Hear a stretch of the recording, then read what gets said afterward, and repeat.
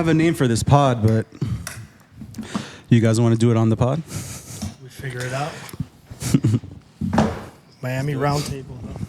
Obviously, Roundtable is something, but I feel like since the Hollywood Reporter is literally called The Roundtable, I don't want to steal their... But like Miami Roundtable is cool, but I feel like they'll complain about it. Something will come to us over the course of this podcast. Something table time. The Red Table Talk, right? That's one. That's it. So welcome to the To Be Named Later. I don't know. TBD. Podcast to be named later. Yeah. This podcast will be named later. My name is Paul Lee, and I wanted to get together with a bunch of people from different walks of life, but still work somehow together. I thought perfectly to come here, knock out 7 people at once, even though I think some people are missing. I brought one of my good friends. He is going to be the sponsor of this podcast. His name is Chef Billy G. What's up, what's up, what's up? You can look at that camera. What's up, what's up, what's up? Yeah, dog. He's going to be dropping off some food every pod. He's going to introduce himself. He's going to say what it is. Just so people get to know him. I want to blow him up a little bit. So I'm very selfish, so I brought my own guest. But he brings food, so it's a win-win. It's a win-win, dude. I know everyone here. I've met everyone here before, but I would love for you guys to maybe just give us a quick background on who you are, what you do, especially since we're in your house. So let's go from left to right. Damn, starting hot. JC Perez. I'm an entrepreneur, marketer, digital marketer, advertiser, father, and husband. A lot of emphasis on the father. I just became a father, and that's a big deal for me at the moment. So. Nice. Interesting you picked that last.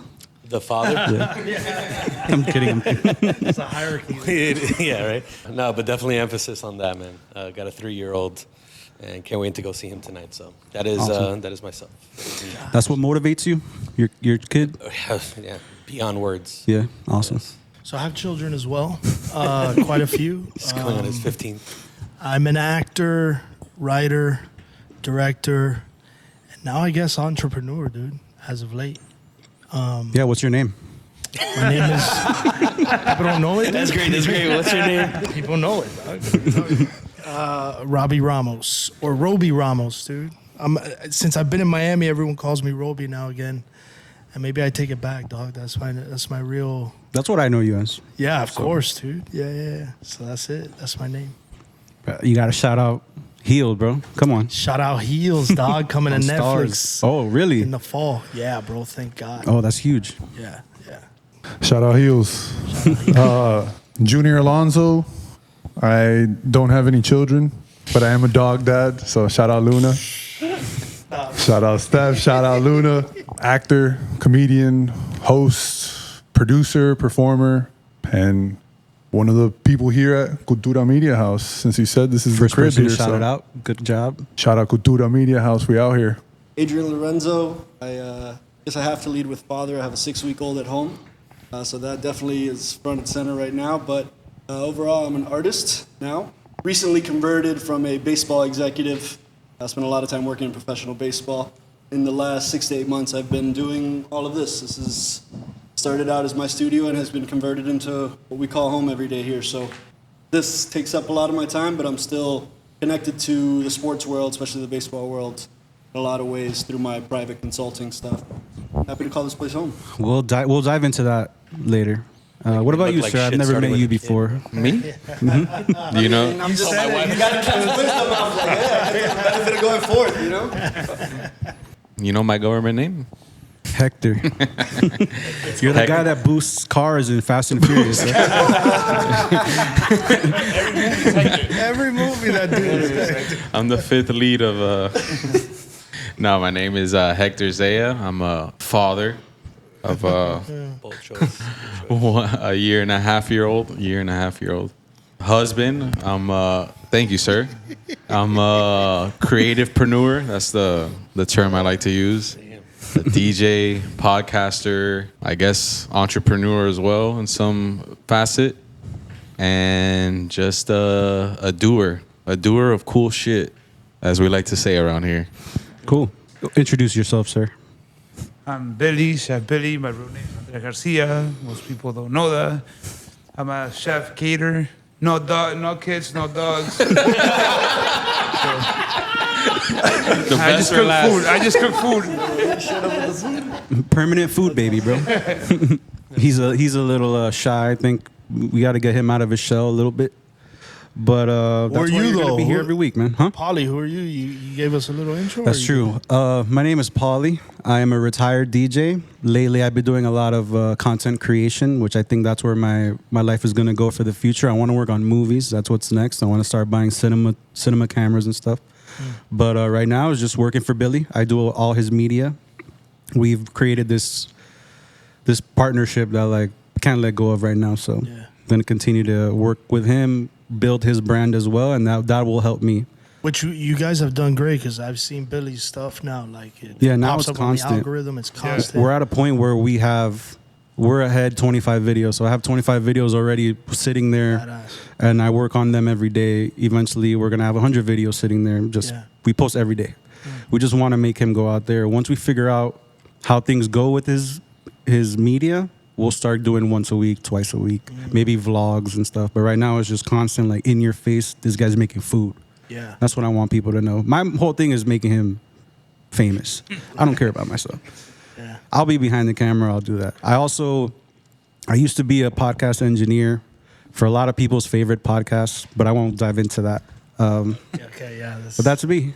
And for those of you that didn't know my life, that's my life. So let's get to what we came here for. Okay. Billy's food. Hell yeah. Let's see it, dude. I'm hungry, dog. So. This smells great. All right, chef.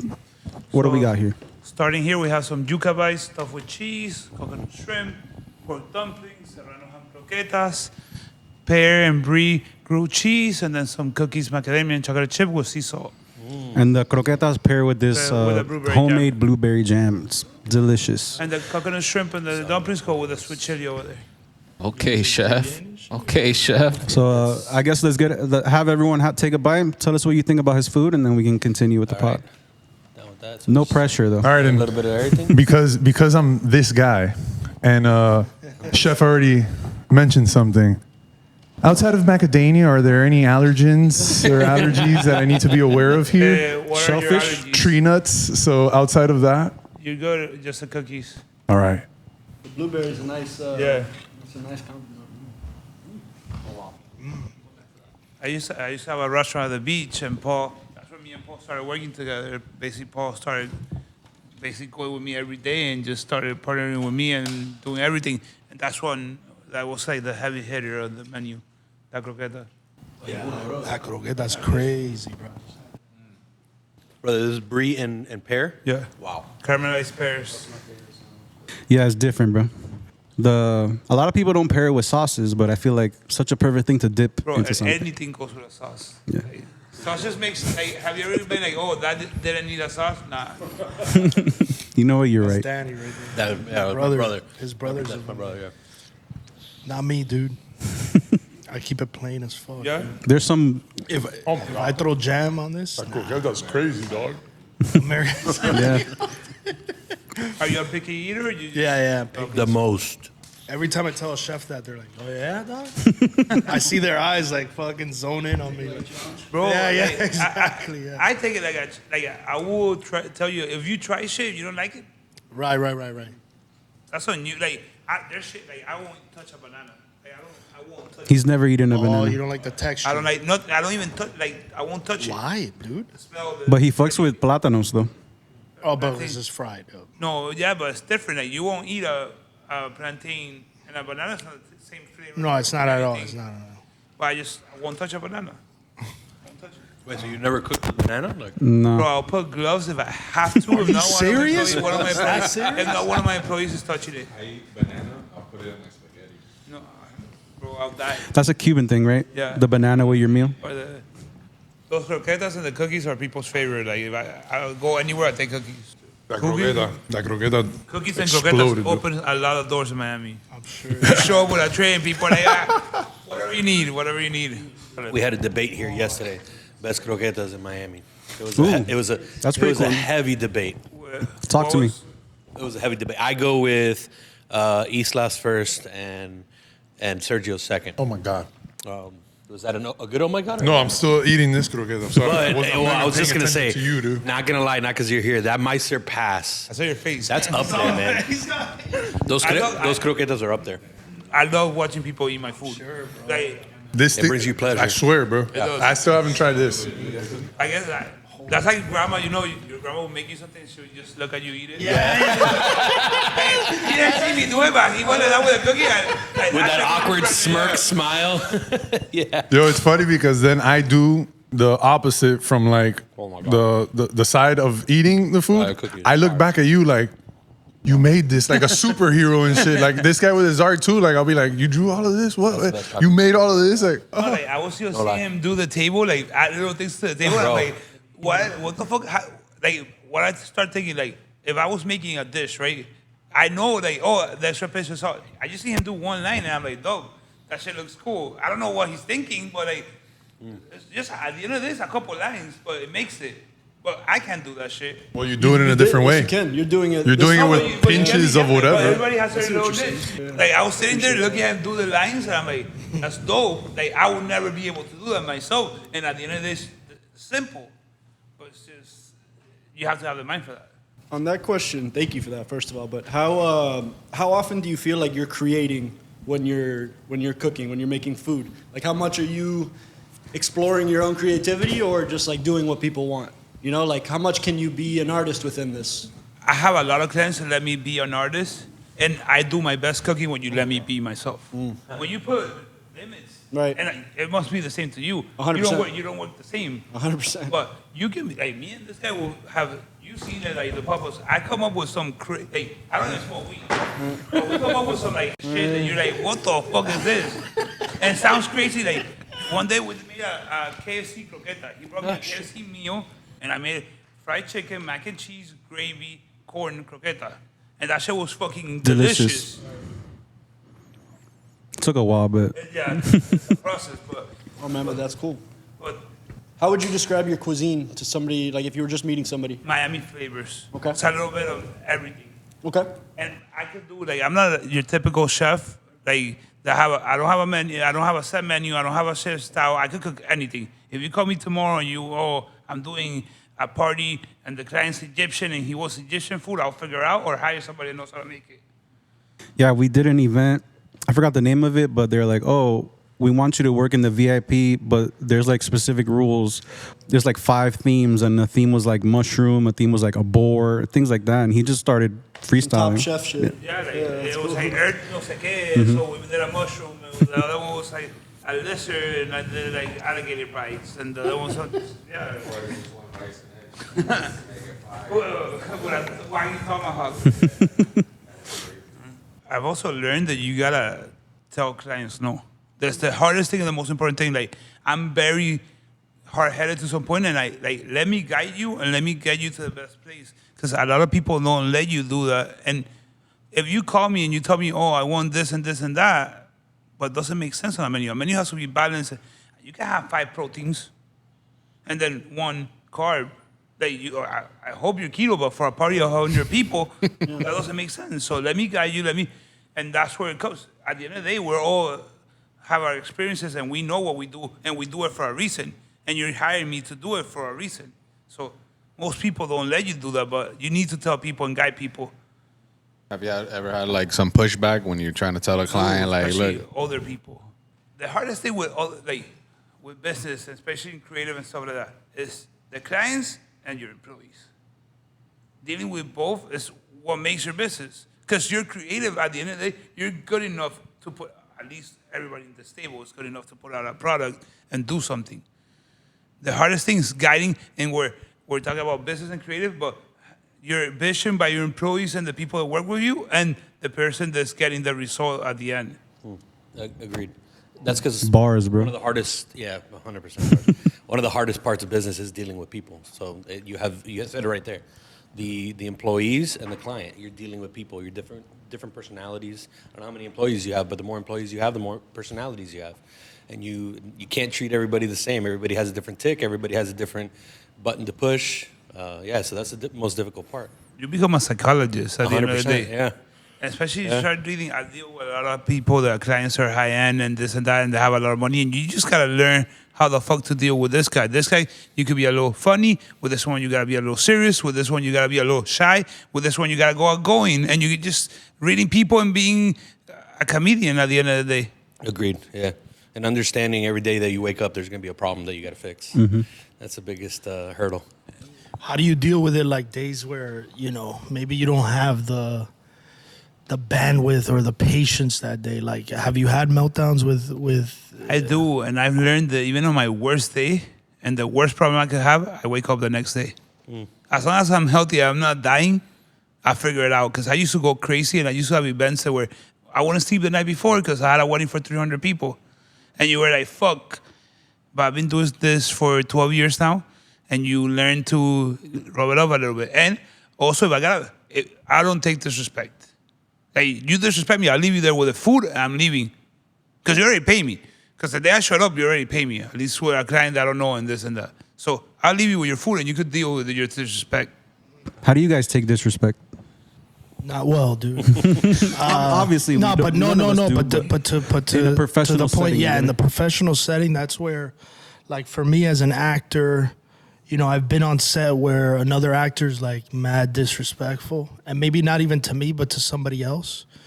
And I think a lot of this has to do with how long you've been in the game. Like, maybe in the beginning of your career, you might have taken some shit from somebody, and then afterwards you learn, like, bro, fuck that, you know?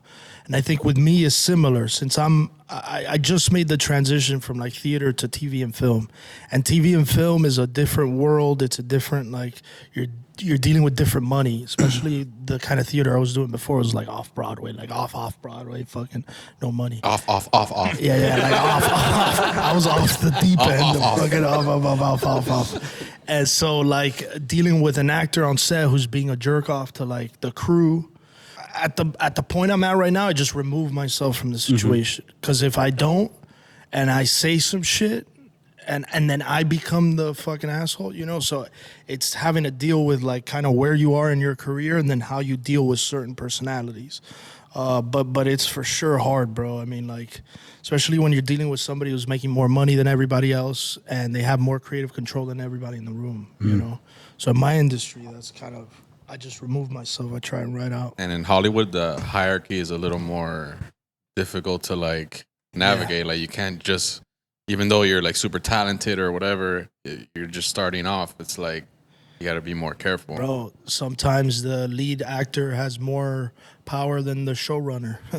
Like, and so the dynamics are all kind of out of whack. And that's something you got to navigate within that business. I'm assuming in the nightlife, there's got that similar. For sure. And I can go back to like literally 5 times that I can pinpoint in my life where I'm like, damn, that guy disrespected me, dude. And like, but I was young, so I was like, okay, but like there's moments where I'm like, bro, if that would have happened now, like I would have, like you said, I would have closed my laptop, thank you, but no thank you, and I'm leaving. But bro, yeah, especially in that industry where it's like, it's kind of like there are no rules, and it's not like Hollywood where like you might have repercussions. The thing is, there are no repercussions in nightlife, so like you can kind of like, where you gonna go to HR? Like, okay, you're fired then for going to HR. Like, Who the fuck is HR? You're HR. You go to HR and you get fired for going there, literally, as soon as you show up. If you find it, What? You found us? Get this guy out of here. He knows too much. we don't exist. Yeah. But yeah, when you're young, it's like you want to keep growing in the game. You want to like climb the ladder, so you kind of take things. But then I think when you get older, it's like, nah, disrespect is disrespect. And if you allow it once, especially if it's like somewhere where you're gonna keep working at, Yeah. yes, you gotta cut it. In that vein, like, so Junior, I know you worked at several places where, let's say, the nightclub industry, where I'm sure there was that level of disrespect, like whether it's from somebody who's just partying and like having a good time and then treats you like shit, or somebody who works at the place. One thing I've kind of learned from Junior, like just being around them, and I was telling Jay the other day, like sometimes you check people.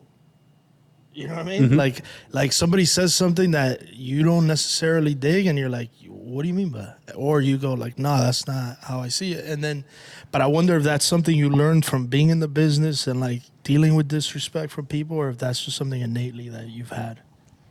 A little bit of both. I think it's strengthened through like different experiences. Innately, for sure, I had it just as like a protector. Like I'm an only child, but I always protected everyone around me, and always like looked for that team. So like naturally, I would say like it's me putting my foot down for disrespect. So much to what we're talking about. Did I see it a lot? Yeah, I saw it everywhere all the time. Like, and yeah, like you're saying, like from people that are just going there too, and it's hospitality. So you can't act the fool at the end of the day either. Like there's been cases that, you know, someone might be drunk as hell in the club and they want to fight you. They don't know you work there, you know, and you're in this like catch-22 and you're hoping like security's there to like, you know, break it up or whatever. And then you might have someone like super drunk that just like passes out on you, throws up on you or something. And you're like, right this way, you know. And then the worst level of it though is like when it comes from peers or management, superiors, etc. So in the beginning, I would say I took a lot of shit. Like I took a lot of shit, shoveled more shit than farmers and stuff, you know, like then I brought back that innate like standing up for what's right type of stuff. And maybe I wouldn't like check them like in a hostile way, but it would be kind of like how we talk about bumpers. I'd be like you're driving in a driving test. I'm a pop-up that shows up like, nah, we're not doing this. You're all an right? ad blocker. Limit. But that's like spam though, you know, like Matumbo. No. No. And then I would say after leaving nightlife, the way that I do, I always wanted love, bro. I always wanted peace. I always wanted love, unity. I've always been the hippie when it comes to that. So I just bowed out gracefully and kind of like Homer Simpson's back into the hedges. And the metaphor that I always use or the analogy is I just picked up my ball and went to another court. Like I'm not trying to, they're throwing some bows here and whatever. Like I don't really play like that. I'm just peacefully. I'm not saying, you guys suck. This game's crazy. No, I'm just peacefully going over here, and whoever shows up to my court that knows how to play too, we out here. But yeah, We love that your balls are on our court now. Oh, brother. No, well, the balls are on the table now. Did you drop the... Oh, No, I right got it on right cue. here, dog. Look at that. My little stress release. How about with art? How does that go? Do people get disrespectful with you? I wouldn't see. I've found over time, just dealing with people in a lot of different capacities, probably mostly from like deal making, which is what was a huge part of what I did. You have to deal with all sorts of different people, and you got to get to a deal. You have a common ground you got to get to, and sometimes like the level of respect on the other side is like a certain thing. But I've found over time that the more you lead with who you are, like with that ad blocker, with that pop-up, that like you just lead with that. You front with the personality that's not really going to accept any level of disrespect. I feel like that kind of, it doesn't mitigate everything. It doesn't cancel it all out. But that combined with just expecting that people are going to be people, and most of the time that's their own issue, not your own. So I've tried to graduate or elevate what I allow to actually bother me. So I can register something as disrespect, and I'll kind of look at it and I'll like sit on it and think like, is it worth responding to? Is this worth me like engaging with? But I won't forget. I'll register. And then, act appropriately after that. But like, in reality, the answer is zero tolerance. I just do my best on the front end to try to lead with that. Because in art, the purpose of me doing this actually is because I don't feel like I wanted to do this on my own, something on my own that I could chase and not really feel like I need to gain the respect of anybody, really. Just kind of do shit, like in this direction. So I think that helps me. I vet everything. I vet like down to like, you can come in and say, hey, I want to buy this, but if I get a bad vibe, like I'm like, I don't need it right now, man. Thank you. I'll like wait it out and wait for a situation that's going to come up that's right, that feels good. So long-winded way of saying zero tolerance, but also just growing in terms of what I actually let bother me and enter the space, you know?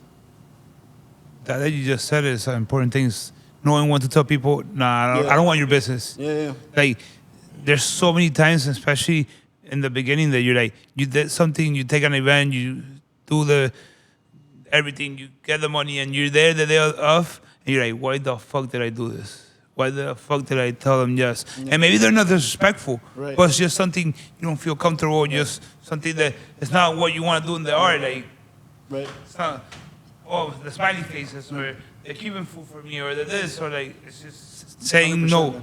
The saying no is important. It's the commission model. A lot of artists say, like, work by commission, and they want to, and that's great if you find the right kind of like benefactors, or you find the right kind of people that want to let you create. Commission can be great, but in other sense, the moment any sort of structure is provided to me as an abstract artist, I'm like, I start to like back away and lose a little interest. I was like, if you're coming to me, hopefully we can get somewhere because you see the vision, and you like, and you'll let me, riff on whatever a general concept is. But you start to comment on palette, color, shape, logo. Logo's a big one. No offense, JC. But like that starts to, I start to put it in a different category, And again, I know artists that they want that work or they need that work. So that's where I think you can pay it forward too, to like plug somebody that like, I can't take this job, this isn't for me, but like, hey, this guy might be able to execute. Instead of kind of crowding up or like lording over opportunities and just to not, like, I don't know, I'm a big pay it forward, plug other people in kind of, especially if it doesn't fit for you. Yeah, you're still helping the person too. 100%. I do that a lot now with videos and podcasting a lot. Everyone hits me up, yo, engineer my podcast. I don't want to hear your 2-hour, I took a shower and went to Target podcast thing. But I'll send it to somebody else that's willing to do it. A lot of up-and-coming podcast engineers would love to listen to you do taxes on. And they need it. There's some people that maybe that's not what they want to do either, but that's what they need to survive. And pass it forward. I'm the type of person that I've tried to, a lot of people helped me start when I started. So I helped as many people. It's also backfired because people are not grateful and people are not, everybody's as good as you are to them. But that's why forward is the direction to pay it. You pay it forward. If they don't return, somebody is going to return it to you. Or the person that returned it before or gave it to you to get forward to get to where you are right now. And exponentially when it returns. You don't know that doesn't return to you 5x, 10x, to what, like 100 times, a million. And it could be today or it could be in 10 years. That's what this place is. It's supposed to be like an incubator for just creative things and people. And, like Chris, your nephew coming in and just like starting to do art, whereas he didn't do that before just by walking through the door. Like that's the kind of environment I want to build here. Yeah, when I walked in here last week, I immediately was like, oh, I'm going to do something here. Oh, nice. You get the vibe. You get that vibe. Everyone was working. Everyone was doing shit. As an artist, that's what you go for, right? Like that, like you make somebody feel something, even if it's like, I fucking hate this shit. But it's like you made it feel like something, hopefully it's more often that they resonate with it and like it. But at the end of the day, that ability to make them think something like that. So that's big. To tail on this, was there anything for each of you that, like, let's say you were doing something before and then something happened that made you want to do this that you're doing now? Cultura Media House in specific? Well, individuals, actually. So was there anything that pushed you to, like, I'm going to be an actor because something... Oh, an actor with a career. Or anything. Yeah, anything. Stripper. Or go to movies and go to shows instead of Broadway or do what? Yeah, I was broke as fuck, dude. True. Yeah, bro. Doing theater, like, I realized that there was that. So the way actors used to make it was like you'd start in New York theater or Chicago or whatever, and then they would see you at the theater, like an agent or a casting director, somebody. This happens very rarely, but it used to happen way more. And then they'd pluck you into TV, film, right? That's the Pacino's trajectory. That's all these guys. What's happening now is people make a career in TV, and then they plug into Broadway, right? So it's like the reverse. And that happened literally when I went into it. So I went into it like 2011. Was when I moved to New York, and I started to see that, like, damn, all these Broadway gigs are going to TV actors. So it clicked after 5-6 years of being there, and not having any money that like, yo, we have to like pivot here and start to think about the business side of acting. And that naturally led into TV, booking an agent, you know, getting an agent first, a manager and all that shit. So for me, it was the pivot of that, of like not having money and being like, yo, I gotta make this shit profitable. But were you like, my bad, were you trying to like be in the theater to eventually make money, or your passion was just, I love being on the stage versus like TV's kind of like cheesy? Or... Well, you know where I was at, dog. Like when I first moved to New York, I was like, I'll live in a park. I'm fine if I'm 60 years old, like, you know, just working in off Broadway theater, as long as I'm doing this shit, right? And then I have a side job or something, some way to make money. Through that also, you know, like being with my wife and like figuring out like if I want to have a family, if I want to have a wife, then I got to make this profitable. Otherwise, I'm by myself in a park legitimately. So I think it was that too. It was like, yo, I want to have a family. I want to be a little more stable. How do I make this career stable? You do give me playing chess at the park energy, though. Yeah. Oh, no, facts. You remind me of the dad from Independence Day. For some reason, I don't know. I don't know the reference, but we could throw it up and fucking people get, True thespian, reference. Do you feel like you left something on the table when that switch happened, because you're coming from such a pure place or whatever in your artistry of performing arts versus... Yeah, I think that's a good question. I think at first, like you pivot to completely one way, and then at some point along that, kind of going to the other extreme of like, now this is just for money, and how do I make money doing this? Once you start making a little dough, then you can find a middle ground, right? But for me, especially, that's why the disrespect question is interesting too. It's like sometimes you just gotta go in one direction. Like, just take the disrespect, go home, feel like shit. And then the next day you're like, bro, that motherfucker, dog, he's not going to do that shit again, you know? And now that's how you find your boundaries, at least me. I'm very, like, extreme, right? I've been skinny, I've been fat, and then I've been fucking this. I drink like a motherfucker. I don't drink at all.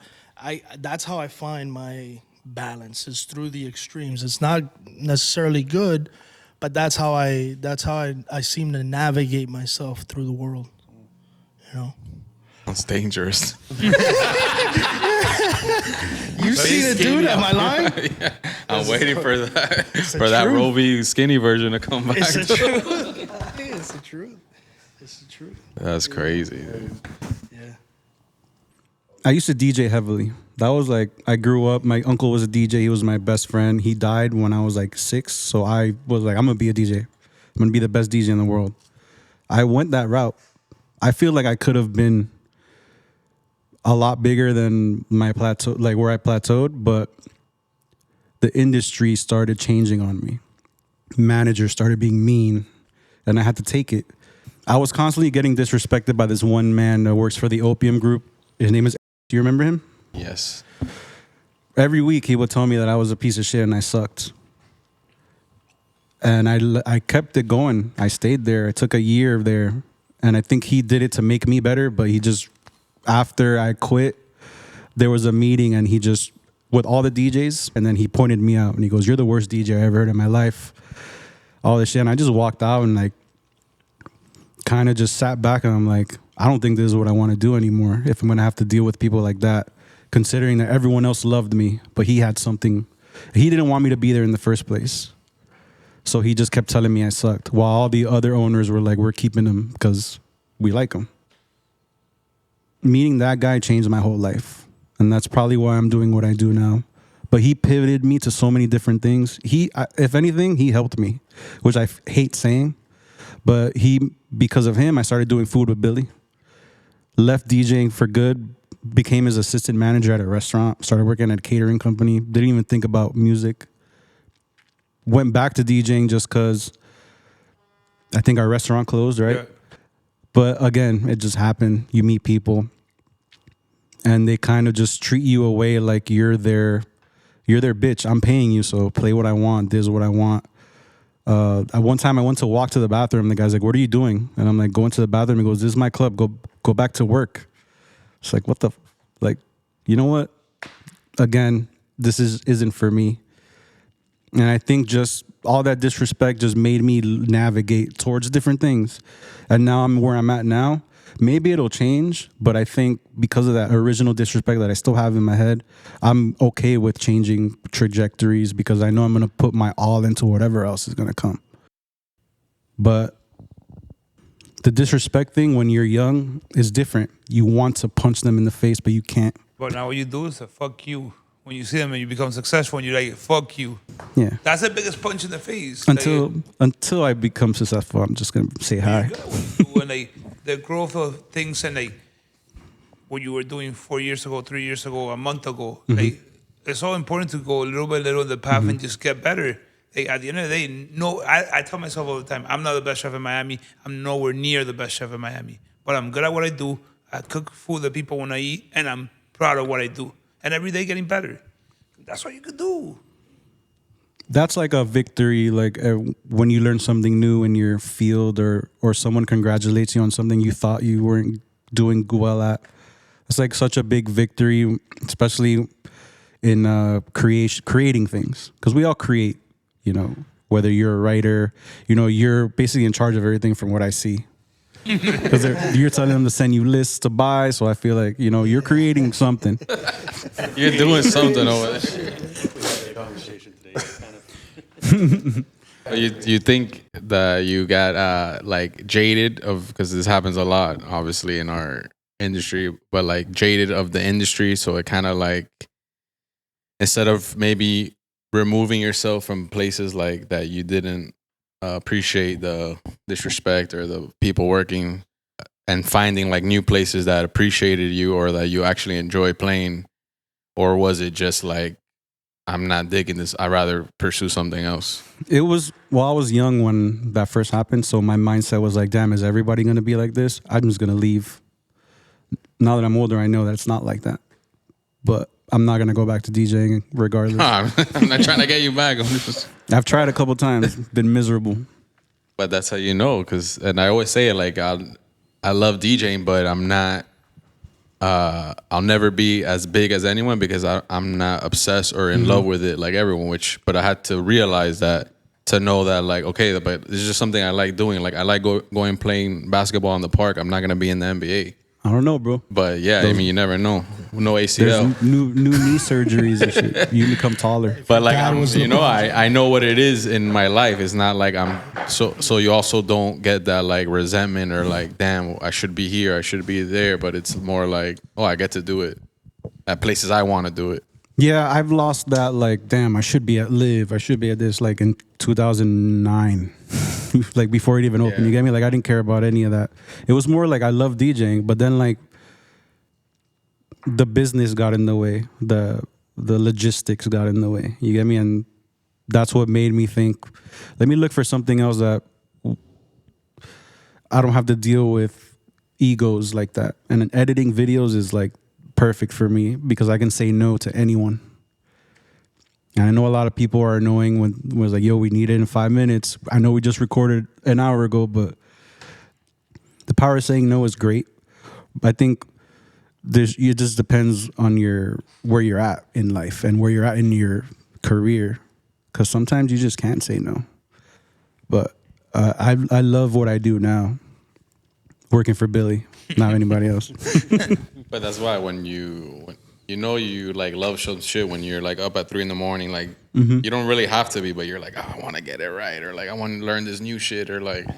So I think that's because when you lose that in other places, then you start getting like, oh, why am I here? Like, why I show up here? Or, now you're telling my story. Like that would be my answer. Like I reached a point of full burnout, chasing the thing I thought was the thing I wanted to do my whole life. Right? Like I've been in baseball. I'm still connected to baseball. I haven't like fully disconnected, but I chased it so hard with the goal of being a general manager. First being a player and playing as long as you can. And when that dream runs out, like the most competitive thing you can do after that, you just kind of transfer that competitiveness into the professional world.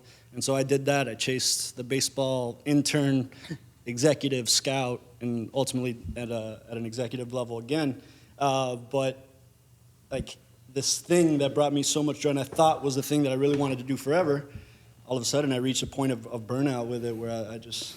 Is it heartbreaking though? Yeah. And for me, it was like a really slow pull of the Band-Aid. I started to do art parallel with baseball, and I did that for a good, like, that was a painful 18 months to try to, like, do both.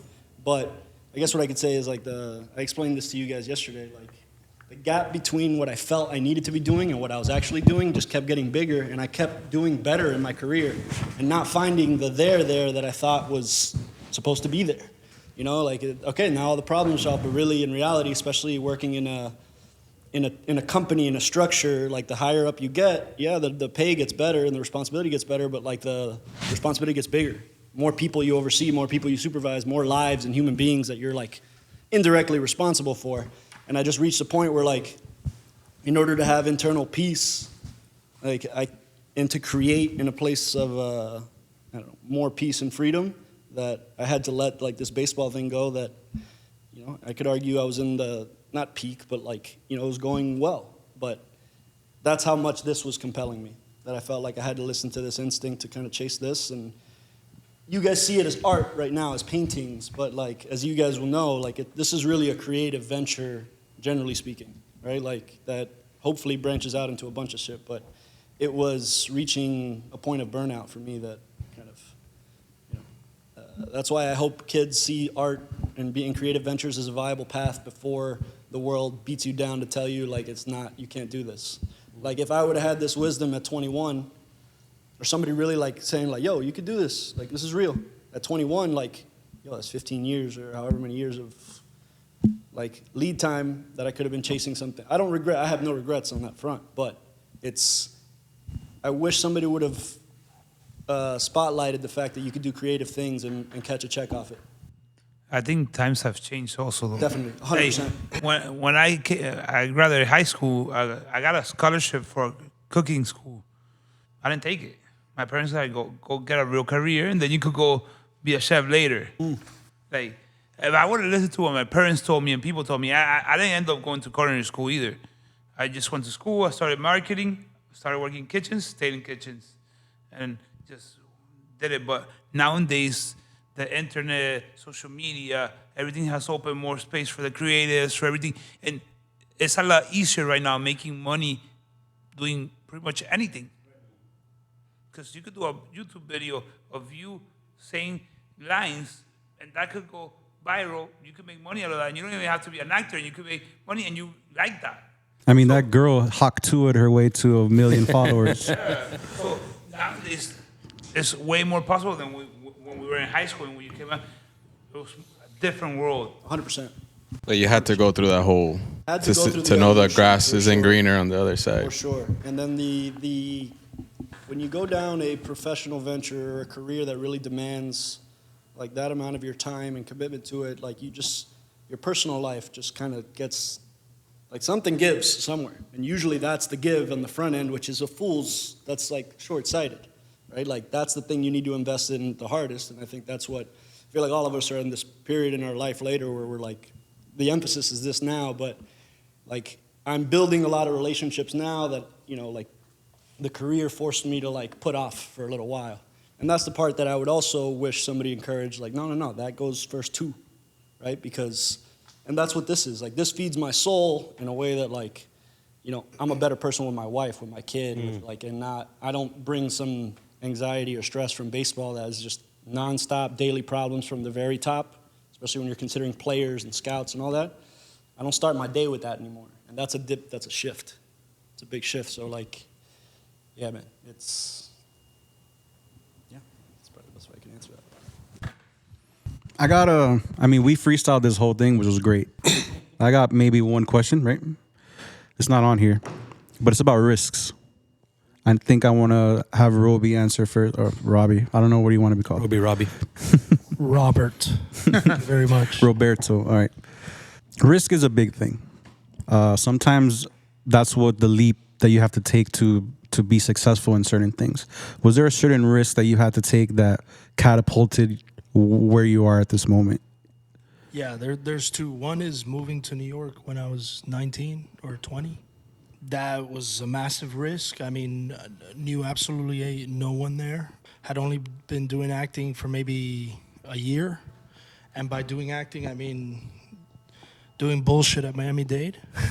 No, and I had a really good acting teacher too at the beach that helped me like kind of hone in. But the point is that was my first big risk. Then at last year, I put in all the money I had made from TV, and I invested it in a play that I wrote while I was in New York broke. And we put on that play twice last year. And now here, I'm still dealing with the ramifications of that because there's money lost there that I made money the first time, or I made my money back the first time. The second time was a little rougher because of things outside of my fucking control. But because of those two risks of doubling down on my bread like last year, we just got like a grant from the state to do it again, right? So now I'm trying to raise money just strictly off of, the kind of proof of concept that we've already created. So without taking that risk, I don't get the money to do it now, hopefully, without my bread. That shit is like something that I think risk is something that you have to take over and over again. I mean, like in the same way that you reinvent yourself, like this pivoting that you're talking about, you're gonna have to do that again at some point. And you welcome it now because you're aware of it. But that first risk is probably the fucking hardest because you don't know, dude. Like every sign is telling you this is not the way to go, dude. You're gonna move away from family. You're gonna go pursue what, dude? My parents are exiles, dude. Like they're like we sacrificed all this shit for you to now move to New York to play grab ass with like some kids in theater. Like what the fuck are you talking? So that first risk was monumental. I think I took it part of like that as being naive in 19 or 20, whatever.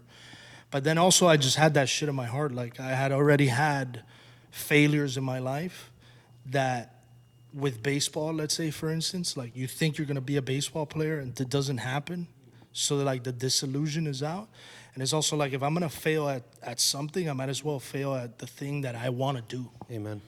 And do it completely based off of how you want to do it. Like if Billy brings food here and we don't like it and he tried to make it for us, he's going to be like, fuck you guys. I tried to make that. But if he makes it because he likes it and I go, yo, I don't like this, he's going to go, fuck. So, all right, bro. I made it for me, right? So it's the same thing with risks. I think you got to take risks that mean something to you. That's my 2 cents on that, bro. And I think there's part of why I like this group is because we've all taken risks in our own careers and now are at a point where like there's real learning that comes from taking that risk. And yeah, if you want to. What about you, JC? No, yeah, and the pivoting part is so important. Like learning how to pivot, when to pivot, and being okay with fucking pivoting. Like you told Adrian, it's like maybe you might have to pivot again, dog. Like you might have to. We all might have to change, man. Life changes, but it's that. I would say my first and biggest risks that I took was I was working for a wet wipes manufacturer. As a sales rep, I was running all of the United States for sales and for marketing. And we were doing really well. We got a bunch of products into BJ's, Costco, etc. It was wet wipes, diapers, like kids stuff. And like I said, I was running all of the United States sales-wise, and the company went under. It was not my company. I was working, like I said, as an employee, and the company went under. And out of that stemmed an opportunity that they were offering me to be a sales rep for a very big company. It was a nice cash deal, like nice cash. I think it was like base salary 150. Again, this is like 8-10 years ago, so I'm in my mid-20s. I'm like, holy shit, like this is good. And I turned to my wife and I said, I don't think I want to do that.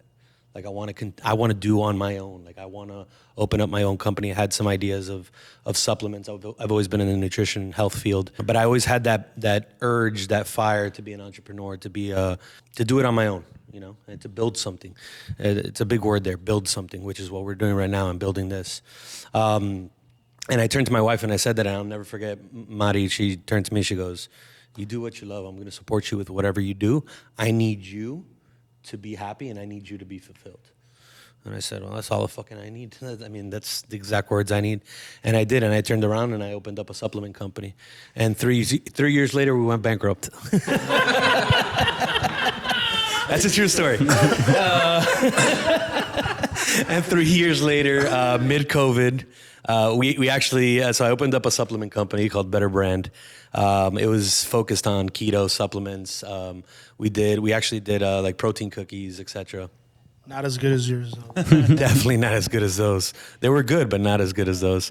And it was, we said protein cookies, protein brownies, etc. And within the first 12 months, we did like 1.5, all e-com, no brick and mortar, just straight e-com.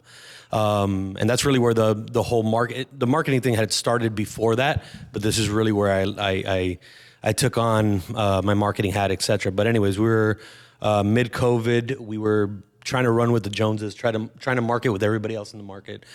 Getting into COVID as an e-commerce brand, if you had cash in hand, you were money, man. You were able to fucking pour money into marketing and you were going to be fine. If you were running like we were, which was basically at a minimal margins and no cash, we started that company with $4,000. We were eating every single penny that was coming in and trying to dump that into staying open and staying alive. And ultimately, we talked about disrespect earlier. Ultimately, I had probably the biggest disrespect in the world, which was my partner sitting down in front of me and telling me that he wasn't going to move forward with this and he was going to bow out. Somebody that had been there from the get and said, I don't believe in this anymore. I'm out. I'm going to do everything that I can to get out. And that was the ultimate disrespect. It's like, no, man, we're captains here. Like, we go down with the ship. So everything fell on my lap. So long story short, literally 3 years later, we were bankrupt. That's a real true story, man. And again, I turned to my wife and I said, I have some ideas. I think we need to go clear our minds as a family. Braden wasn't born yet. Sorry, he had just been born. I think we need to clear our minds as a family. Let's move. I had an opportunity in Tampa to do something completely different, but I knew it was a path to get back to here. And I did it. And that was another kind of leap and another pivot. We went to Tampa. Which is where I live right now in Clearwater. I still love Miami. Miami's my home, but we love it over there. And I spent 2 years in an industry that I did not like, but I knew, again, it was a path to get here. And you talked about earlier, like, you know, sometimes you got to bite the bullet a little bit to get to where you want to get to. That's your path, too. You're here. You're doing what you want to do, but you had to bite the bullet a little bit. I knew I had to bite the bullet a little bit. I was in construction. I fucking hated it. It is not for me. It's not for anybody that it has a creative mind, like unless you're in the design part of things. But I just didn't. I didn't enjoy it. And then I started our marketing company a couple of years ago, and here we are. We're launching Cultura. Based off of that, we worked with Roby a couple times on the plays, and it went great. And again, the marketing was also a pivot. Was also something that it had been in our background. It had been in my background. I had done it before. We had basically, since I started my career, I was either in sales or marketing or in both. And I turned to my wife and I was like, man, I want to do this. Like, she goes, you love this. You love building brands, not just for yourself, but for other people. Like, you love to build, so do it. So again, I took my wife's advice. She's gonna love this podcast.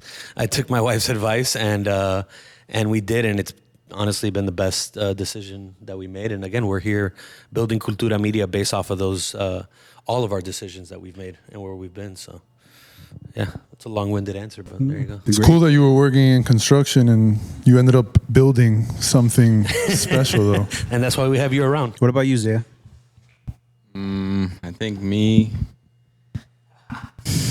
I think for sure, whenever you move across the country anywhere, or not even across the country, just move out of your home, that's always a risk. So definitely when I decided it was a good idea to move to Las Vegas to pursue this DJ nightlife dream, that was definitely my first big risk.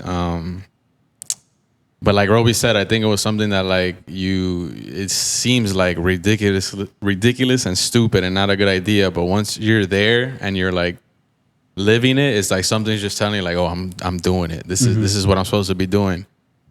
But I think that risk was ultimately, it led me to kind of where I'm at now, where I had to figure out like, all right, I'm going to chase this dream of kind of even similar to Adrian, where like, you're fucking working your ass off. You're pushing forward. You're seeing the growth. You're getting to these levels, but something's still not like feeling right. Something's not kicking.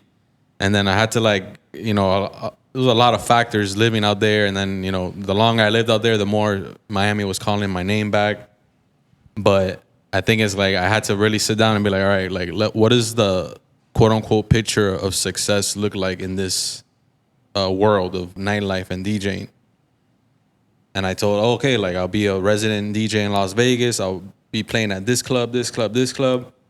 I'll be traveling to these markets. I'll be blah blah blah blah blah blah blah blah blah. Like I painted the picture of what my life would look like and like what I see people I look up to. And then I was like, that sounds terrible. I was like, what am I chasing? And then, I kind of, I got older and I kind of hit a wall too. And I was really in the nightlife, like, getting lost in the sauce. I know we always throw that term around, but like you get lost in the sauce. And I was seeing the path I was going. I was just like, I want a family someday. I want this. I want that. Like, I'm here thinking, I always joke with my wife, like, I was going to be George Clooney, like 50 years old, just fucking chilling on my motorcycle with my tequila brand, chilling, single, no kids.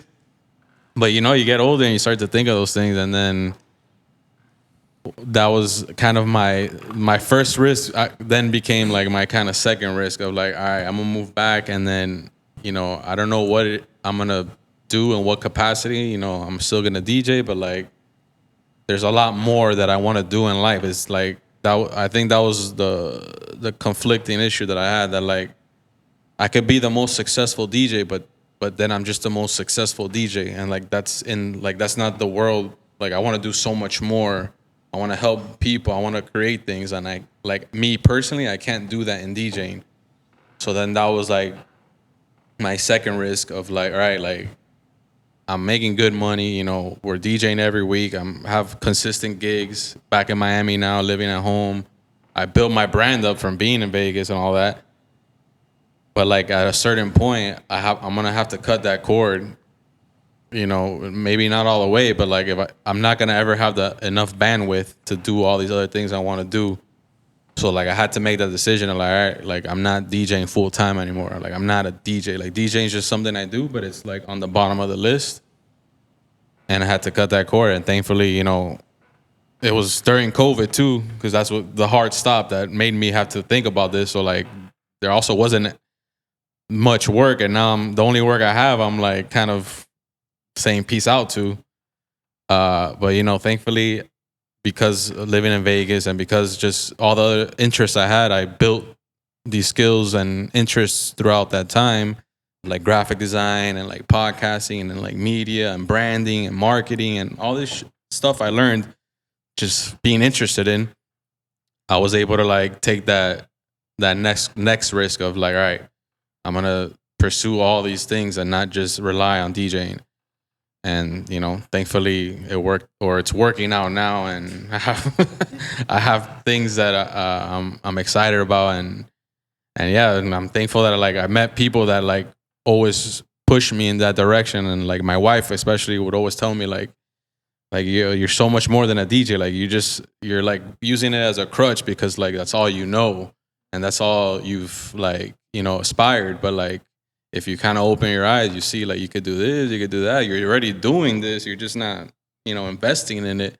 But imagine if you had more time and and then I met people that were able to help me along the way and that kind of share the same mindset. So risk is everything, bro. Shout out to your risk, wife. no magic. Yeah, for sure. Sometimes you need that outside perspective because you can't you're see. Zoned into like, yeah, you can't I'm see. just a DJ. I can't do anything else. Even though I make my own flyers, I make my own videos. I do. It's like I forgot the saying, but like sometimes you can't see yourself in the third person, but they're looking at you from the outside, so they're able to be like, yo, you're like doing all this, right? Like, and I'm like, oh, but to you, it's just like I'm just doing that. Well, I quote that: zoom in and obsess, zoom out and observe. Exactly. Sometimes it's hard to observe when you're in the sauce. Yeah, lost in the sauce. You guys think COVID was a big help for what you guys are doing now? I mean, for me, I feel like I'm a piece of all these stories. Like mine is a quilt of all of that. Because the silver lining was COVID in a weird way for me, where I tapped out like 2019 mentally because I reached the highest financial point that I'd ever been at, chasing these zeros, and then I realized I was full of zeros, like I had nothing inside of me. So I was like, what the hell was I doing this for? And literally 6 months later, COVID hits, and that's kind of like a silver lining. And that's my Homer Simpson move, which is still a risk also because I was making way more money than I am now, more money than I've ever made. And I was also promised this world that the finish line kept getting extended. So the way that you're talking about like separation, well, for me, it was like you got to be quicker than that. You almost had it. Like, and that finish line just kept getting extended for me. And I was like, I'm going to be the Marley quote, like, chasing numbers. Numbers are forever. So you're just going to be chasing forever and stuff. So I was like, I need to check with myself inside and like, who did I want to be before I gave up? And that's what brought me to my next big risk, which was I moved to Chicago because I was like, I wanted to be an actor, but not just any actor. I wanted to be a comedic actor, which does like sketch, improv, and like, where does this come from? I studied this since I was a jit, and I was like, Second City. And there's this pipeline between Second City, Toronto, and Chicago, and everything about it was just like calling my name. And I was like, I need to figure out how to get there. For me, doing it when you're 30 something years old and you're meeting kids that are half your age, it's insane. It's insane because then it puts it into perspective where you're at. And I think that's crazy to me, like that fast forward moment where you've been lost in the sauce for a while, or you've been zooming in for a while, and you take that step back and you're like, oh shit, I could have done this 15 years ago. Like, there's a pipeline for this. This can actually be a move. Like, you can be a chef since day one if you want, like all of this. COVID slowed everything down, and whatever was in my mind, like, it spread it out, and it was able to like rid the rest of the unnecessary things. Much like I'm the Cuban Rick Rubin. He's not a producer, he's a reducer. Same vibe. Like, I saw so much stuff that was unnecessary in COVID, and I think that was like a solid time for that. But like, crazy though, because industries, I'm interested because, I mean, you were all impacted, but these two industries in specific, right? Like acting and like nightlife, DJing, performance, like all of that was shut down. So for me, it was kind of a silver lining because I was like rebuilding myself at this time. So it was like the quiet time was good in a weird way. And I'd be an asshole if I don't mention this, but shout out to Steph because she was working frontline in the middle of all that chaos too. Like, she was a COVID ICU cardiac nurse. And what she was going through and seeing and all this shit, like, while I'm here on my like spiritual retreat and whatever, like, bless her soul. And the same thing with Chicago. Like, she's like, you need to do this. Are you fucking kidding me? You waited this long? Like, I'm not going to let you wait another day. Like, I'm glad that we all got like this strong like support in our corners and stuff, not only with ourselves, but with our partners. But yeah, I want to know, like, kind of with you guys specifically, what it was like COVID, because for me, it was that silver lining per se.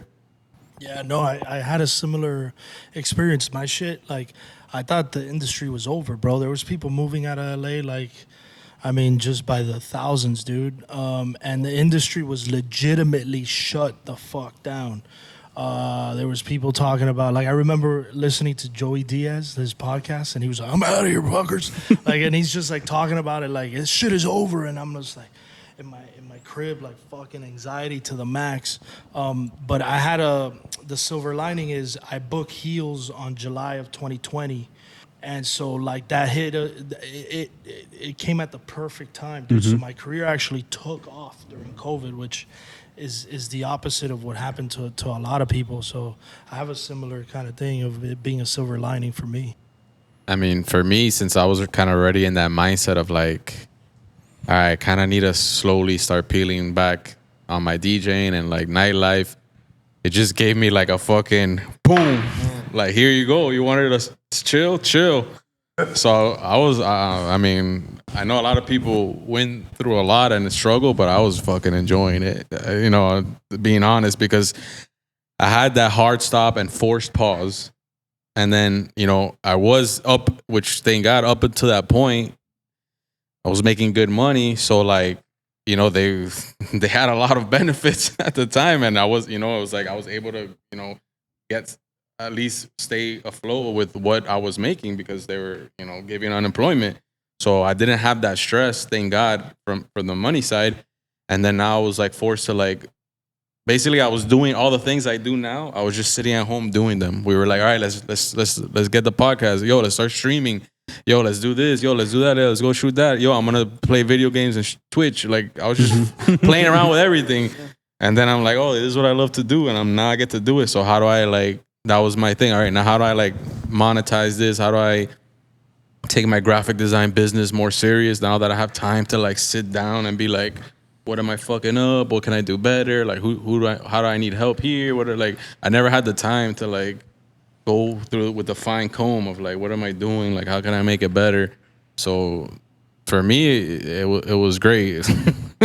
But I also knew that at some point, especially in Miami, like we were going to come back. So like, so I was like, it's a good break because, and then, I mean, since we were the only city, it came back like, well, like a lot of places shut down, but like it was. I moved to Texas in the beginning, and that shit was wide open. Like it looked like nothing was going on. And then in May, Miami opened. Like 2 months, like 3 months, Miami opened. Like, didn't last long. I had 0 paintings before COVID. Holy shit. So, yeah, COVID actually, yeah. I had 0 paintings before COVID. Yeah, and then for like a year and a half after that, maybe like 3 or 4. But COVID brought upon the necessary reflection time to understand that my identity wasn't a baseball executive. Like it made me, like brought me front and center of that because baseball actually kept going. Like, we went into a bubble. Like I actually worked harder during COVID in some ways than at other times, just because it was time for everybody to do all the projects that we couldn't do now. So it was a whole other thing. But COVID brought upon like the death of a previous life. It's funny, we were talking about the life and death of things. Like that previous person, like the death was a slow death that started when COVID happened because it forced me to look like in the mirror and be like, yo, what are we doing here? Like you're making money. It was the wealthiest. I was a wealthy person in combination with my previous partner. Like finances weren't an issue at the time, but it was like I finally reached a point where like something else was calling me, something bigger was calling for me to do a bigger creative itch, and that's where I started during COVID. So came out the other end of that with the freedom to do so, but took a while to get to that point. Yeah, and then that's the thing. Like when you're basically all you do is stripped away. Like I only DJ. Yeah. And now there is no DJing. Like, so what do you? Not just like physically like going somewhere to DJ, but like it strips away. Like, what if there was no DJing? Then who are you? So it's a death of your identity, and then like realizing like, okay, I'm not just that. I just was so caught up in that like I had to step away. How was it? How was it for you, Billy? I was just gonna bring that up because it was great for him. The first couple weeks, a month, the first 2 months were rough. Yeah, like didn't know what to do. The first day of COVID was horrendous for me because I work on a business that people book me in advance and people give me deposits. Everything closes down. Like the week COVID hits, I was supposed. Francis Suarez, the mayor, gets COVID. I was supposed to do an event for him the day before. Like the day he announces he gets COVID. For the Mexican consulate at the city hall and this and that. I started getting calls, oh, I want my money back. Oh, everything, like, they closed everything I had sold for the whole year, talking about hundreds of thousands of dollars worth of money, and people coming and asking me for money, and I'm like, I'm sorry, but you're not getting your money back. You have credit with me for the rest of your life. Whenever you decide to do, if you want to do 10 events, you got and $1,000 each, and you have credit for life with me. I'll honor everything, but you're not getting your money back. That's in the contract. That's in the contract. Oh, it's in the contract. Yeah, I have a contract. Right. You have credit, and I'll do the event. I did weddings 3 years after, and I charged them the same price I told them before COVID. I honored those prices, and we all know those prices weren't the same prices. Right. I didn't end up making no money on that because I already wasted the deposit and everything anyways. Yeah. But I honor everybody's money. I didn't take nobody's money, but I didn't give nobody's money back. I turned 30 years old the week COVID closed, and everything closed. And I'm like, I've never been depressed in my life.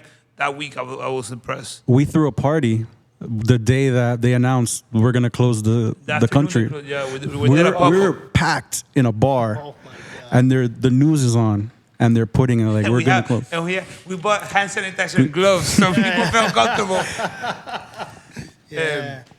So after that, like it gave me a chance to reinvent myself. The week after, I'm like, I gotta do something. So I started doing meals to go from my kitchen, finding meals, and little by little, like the day I posted the flyer, I don't know if you did the flyer or Paul did I the did flyer. the first one. Yeah. Because Sarah has done a million flyers for me. I posted and I had like 200 people repost the flyer, and that gave me chills. Like I'm like, fuck, people give a fuck. And that was also like the first time he saw movement like that on social media. Oh, I was completely like I was against social media Yeah, he before didn't care the about it. pandemic. I didn't give a fuck. It took me like a month to convince him to make videos. He denied me twice. When was it that you guys paired up exactly? Yeah, we paired up a couple times. Yeah, I've but like left the and come full back. time vibe that streak already going since COVID now or no? April 2022. Okay. He had surgery, I think, like 2 weeks after, and I was like, "Look, man, you're gonna look good. Let's show people." And I think that's what convinced him. He wanted to look cute. Yeah. But we've been working together now for like 10 years almost. Overall, okay. Probably more. Doing stuff and helping each other. I did a party and I wanted to cook, and then he just showed up, and then I remembered that he was a chef, and then he just gave me pointers, and that's when I was like, maybe we should do something together. He called me. We started doing pop-ups, sandwich, burgers, whatever. I worked at his restaurant. Ended up being like one of the caterers with him. I learned how to cook for real for people. I thought I knew how to cook until you cook for like 100 people. It's fucking crazy. That's why I don't do it anymore. But it was dope the way that we came together because he wanted to he's like, yo, trust me, this is gonna work. And even though the first couple things did work and kind of fell off, now we're on like 1,000 right now. The amount of people that like love the videos, the amount of people that like hit us up, Burger King, like that Burger King message was like a thing to me that I've never gotten before, and it was dope that they're like, we love the video, we want to use it, and that just sparked it up. Now I'm changing everything up. Every day I run it by him like, this is what we're gonna do, this is what we're gonna, and he's so easygoing. Sometimes he doesn't even ask for like a final. He just sees it when everyone else sees it on the Instagram. People send me a video sometimes and like, oh, this is so dope. I'm like, bro, I haven't even seen it. Wow, dude. Breaking news to you. But you know, like, Paul's doing a great job. but you know what? He I've is. learned that you let people create, because that's how I like to work. And once you trust somebody, of course. Hey, huge. I tell people all the time, like, I go to a bar, and if I don't trust the bartender, I order gin and tonic. But if I trust the bar, make me whatever the fuck you want. Yeah, that's And I feel like that with a chef, with a creative. Hey, I don't like putting people limits and closing them up because they won't work. I know the feeling. And you would have asked me 5 years ago, 4 years ago, I didn't think I was a creative or an artist. Or same thing, I didn't think I was a salesman or a businessman. But at the end of the day, I was doing all the same shit. But it's you grow and you learn and you figure out and you let people do what they do. So if not, don't have the people next to you if you're gonna restrict them. Let him To cook. piggyback a little bit on the COVID thing for him, because I think a lot of the clients that you have today come from that. Yeah. The house. I think I forgot who it was that talked to me, but they're like, randomly my daughter's friend showed us a video of him with a menu during COVID, and none of us were eating out, and we wanted to eat like really nice food, and we ordered it from Billy, and now whenever I want to do catering, I call Billy. Oh, and it gave me a chance to reinvent myself because I was more. Right now, I'm a little more upscale, I'm more fine dining. Still, I'm a little niche in the type of food I do, but before it was more like mass produced. I wouldn't do a 10 people party. It would be 100 people, 1,000 people, 3,000, like. And I wouldn't have as much business as I have now. I started doing little to-go, like a house business, like cooking dinners for 8 people, because you couldn't go to a restaurant, or people didn't want to go to a restaurant, so they'll go out, cook, have my fucking mask on, and cook dinner for people, clean up and leave. But some of my best clients right now, I got them through there, and I got to meet people. The power of social media is insane.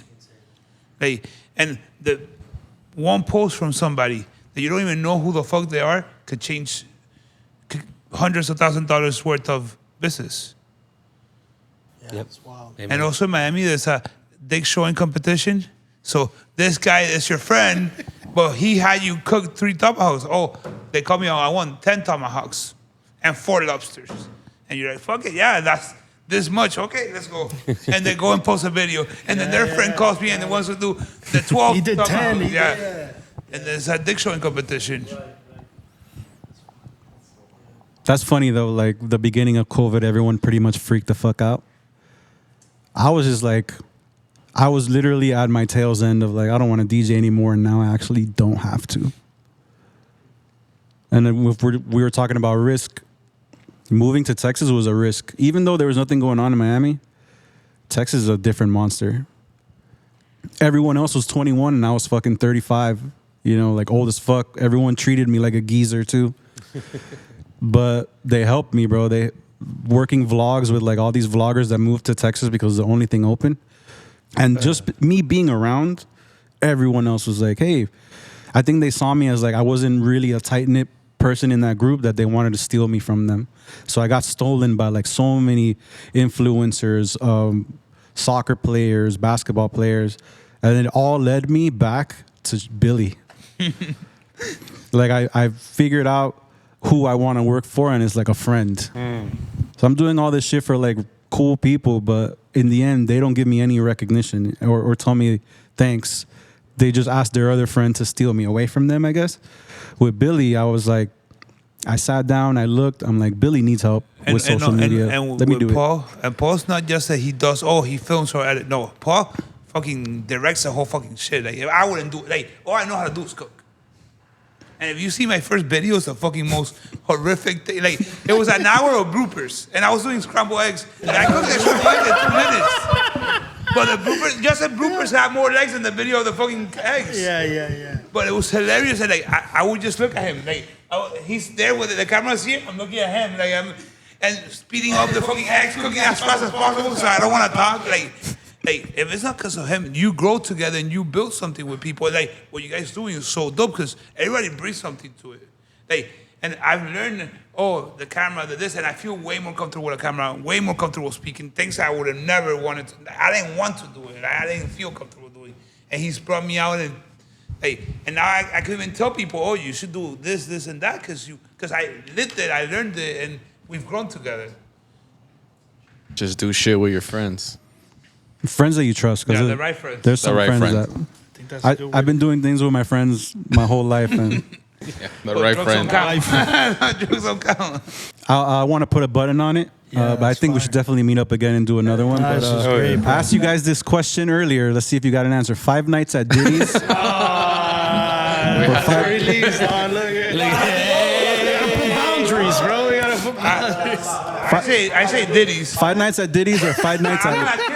I'm not. The Michael fucking Jackson. Drama, 26, I can fight I can fucking fight Diddy. You don't know what Michael Jackson's doing to you, bro. That's what I'm saying. You probably won't remember.